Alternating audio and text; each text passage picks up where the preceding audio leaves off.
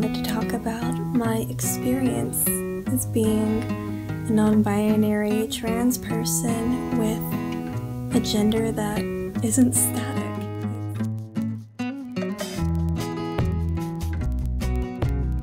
I'm gender fluid. I've identified as gender fluid since 2013, I think? So yeah, I've been identifying that way for a while. I'm pretty solid with this identity. I know that this is what I am, and it makes sense for the ways that I felt for years of my life. Just finally figuring out that term and applying it to myself has been so relieving. It's an adventure. It's exciting. It is becoming a little bit more known, and even if it isn't widely accepted, at least people are hearing about it, which is super cool. It's really fun now having all these friends who identify the same way, or at least in some way to where they can understand part of what I'm going through. So I built up a community for myself. I'm no longer alone in any way. It's fantastic. I've started a path for educating other people on things like genders like mine and similar ones, so people can better understand them and know how to support people who feel this way. On that subject, talking about supporting people that are non-binary or trans in general, you know, something to always take account for is what name they use and what pronouns they use. It's the basics of how to respect this person at the very least, so you don't refer to them in a way that can trigger any sort of negative feelings. Like for myself, I use they, them pronouns, and recently I've been testing out the name Theo for myself. I tell people that I really don't like being referred to as a woman in any way, so to refer to me with gender-neutral words. It's okay if you use words that are geared towards men, but I kind of prefer that that doesn't happen. Other things that you can do for the trans folks in your life is educate yourself, and don't rely on the trans person that you're talking to educate you. Look up things on your own, find resources, and try to really learn. If you do want to talk to a trans person to get some more information, just ask them simply, can I talk to you about these things? And if they say no, you respect that. Some things people are totally okay in an open book about. Some things people will never talk to you about. Not only is it private, but it may trigger some dysphoria, and that can be really uncomfortable for people.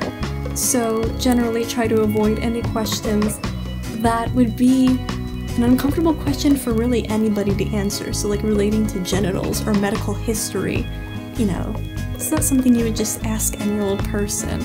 So respect the people that you're talking to and treat them like you would anybody else, because that's just what they are. They're everybody else. They're actual people that live and breathe and explore the world like the rest of us. Treat us like people and respect us, and respect what pronouns and names we use. And you know, if you do slip up, it's okay, it happens. Just apologize. A quick sorry and correcting yourself and moving on is all we need.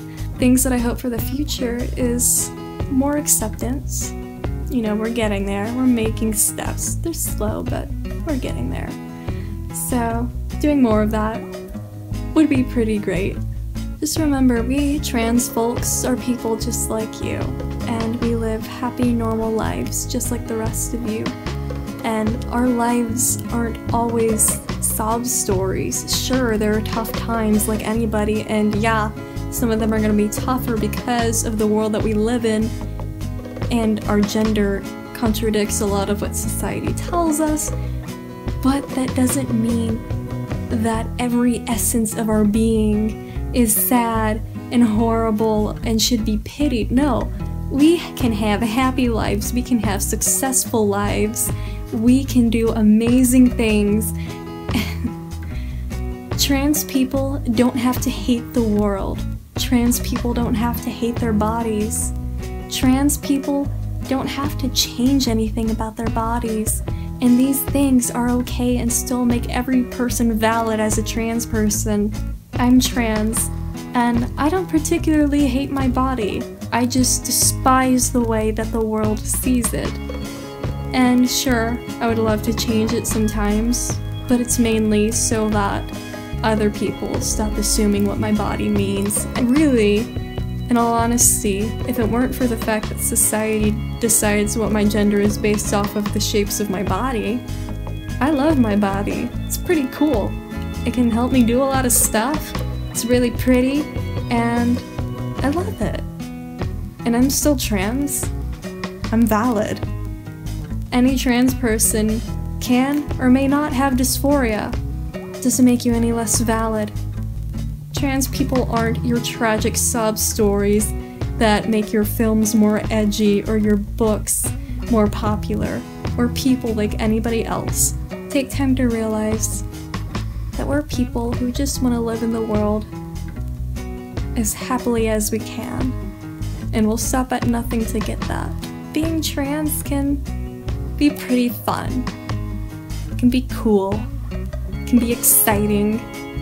We're not your sob stories. We're people who have struggles, but we're also people who triumph and accomplish things and create and do and say things that inspire people and start things in the world.